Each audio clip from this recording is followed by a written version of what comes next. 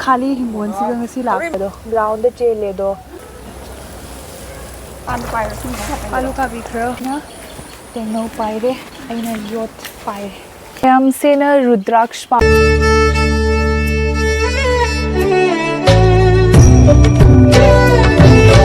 Hello everyone, मैं आमगी channel दा मुकन तराम नोकचरी अदो मैं आम ngasi mamaga aiga ko shanabiga khoigi soroki hingkhol da chattoine bako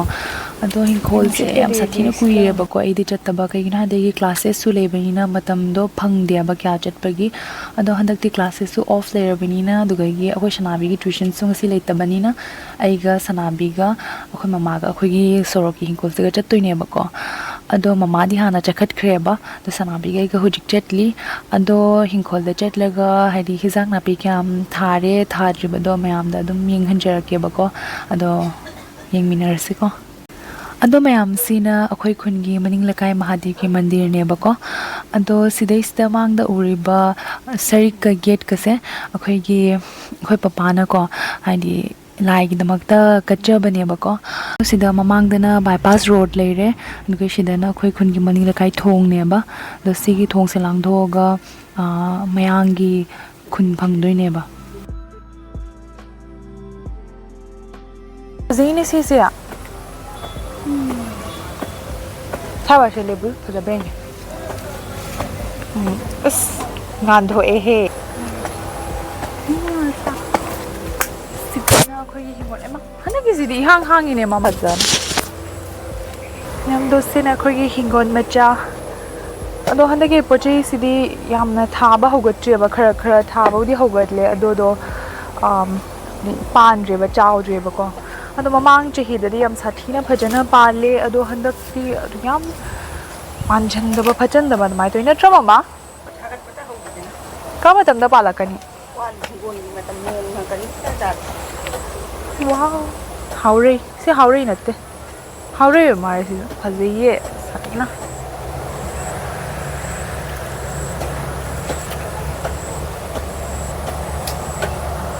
sidana pink wagi shidana yellow wow mase akhoi yum da puraga thaba yani ne yellow naga chu pambi leire kwa pambi se de pan ba lepte chop chomai pan kwa pambi ani hina sahi amdai sahi ma cha ba kon ne ang kom pang khale ang kom ma kwa pambi ani o amaron da ke chahi chu pa pali ai jak pambi khoi jik tengnou mani ko sana tengnou pambi ano pali se pa to pali to le na pali siga tengnou leire se le manung da chang manung da pa kan ta ma kan ma ta chang yawadro manung da shimyam bali ne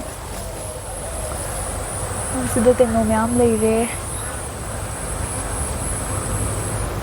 se khoi hojik he aga khoi chiche oi da su chiche oi chana ba pi doini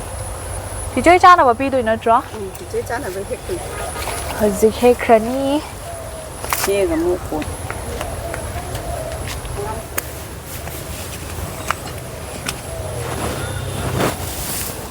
ado mayam sida hojik nani na ngasai eukta hangam chara khara mama da thajaloi na pirieba ado da mama na hojik thari ne akhoi gusu chara khara hulle ba ko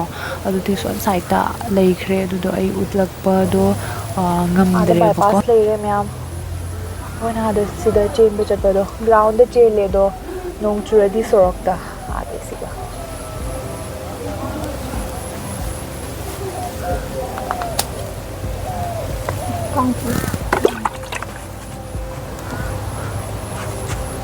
kana anamba pambi sidana fau khara hogale bako ado khoina foida tabida shum thamme ba ado sidana pong hawai leire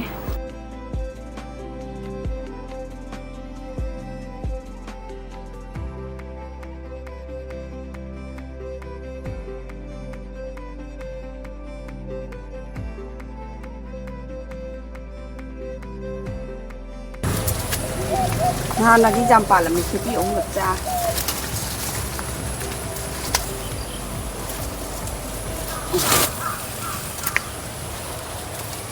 tengnou palu kabi marun mapang pira ani chiche horen ready leiramu kari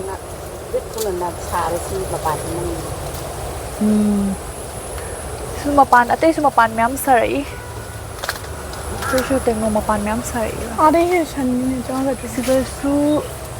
debot nama palan me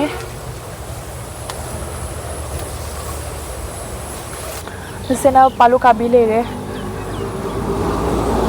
तो अखोगी हिंखोल से हंदक हाइदी हंदक हाइदी नौना हंदक चहीगी नौना थागत हौबनीना को ma'am हाइदी फजना पानद्रियबा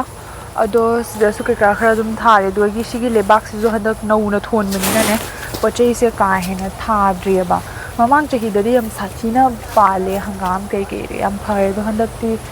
कया भजनद्रे अदो हेंकोना पाला कांदा अमुक येंगहलक्के सिकंदर फुल स्टोरी लेरे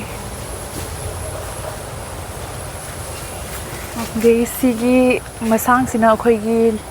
लबुक लिसले सिगे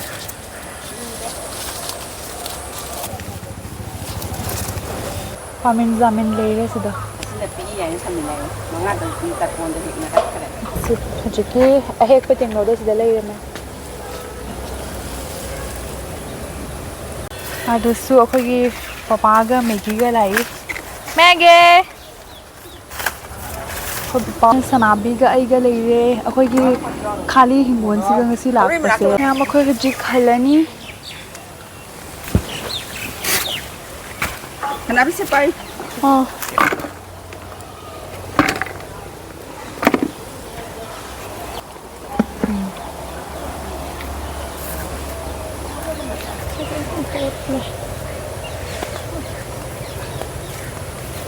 Here, park.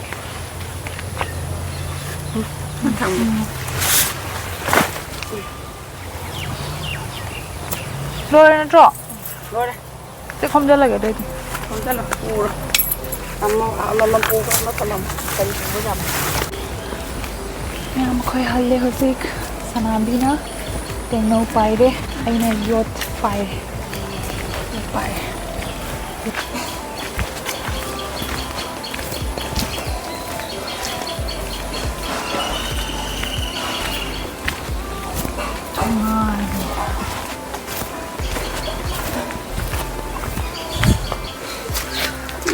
सिदना खोई